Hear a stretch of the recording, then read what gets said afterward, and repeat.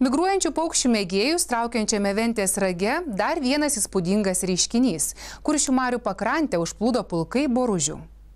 Matot, ten visi akmenys aptupę. Ten krūmas visas irgi aptupęs yra. Ventės rage dirbantis ornitologas Vytautas Jusys sako tokią septintaškių boružių invaziją, matantis vos trečią kartą gyvenime. Šimtai tūkstančių smulkiais vabzdžiais ir amarais mintančių vabalų masiškai nugulė visą dešinėje Kuršių marių pakrantę. Gamtininkas spėja, kad boružės čia susitelkė dėl neįprastai atšilusio oro. Šiaip pirmą praktiką darbo jau dirbu čia daugiau kaip 30 metų, tai trečias atvejis toksai, kada mačiau. Tiesa, ankstesni atvejai būdavo šiltuoju metų laiku, dažniausiai tai rugpjūčio mėnesį kažkur tai.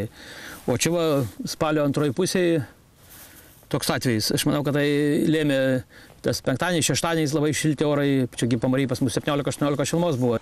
Vytautas Jusys skaičiuoja, kad pakrantę nutupė mažiausiai 10 rūšių boružės. Šita vėl kitokia geltona.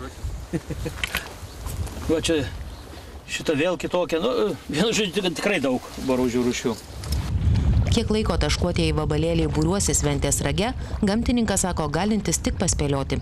Sunku pasakyti dabar, jos dabar paėmė į rankas, sušyla, iš karto aktyvios pradeda ir išskrenda. Aš manau, kad jeigu saulė pašildės, išskris jos iš čia. Toliau skris kur šilčiau jom ir viskas. Nors jos, aišku, pas mus žiemoja irgi. Sulis po lapais, po samanom, giliau po žemę, kur nepasiekia šaltis ir peržiemoja. Lietuvoje gyvena daugiau kaip 100 boružių rūšių. Daugelėje šalių anksčiau buvo tikima, kad jei Dievo karvyte pramintas vabalėlis netikėtai nutūps ant žmogaus, tai jam atneš laimę. Skris.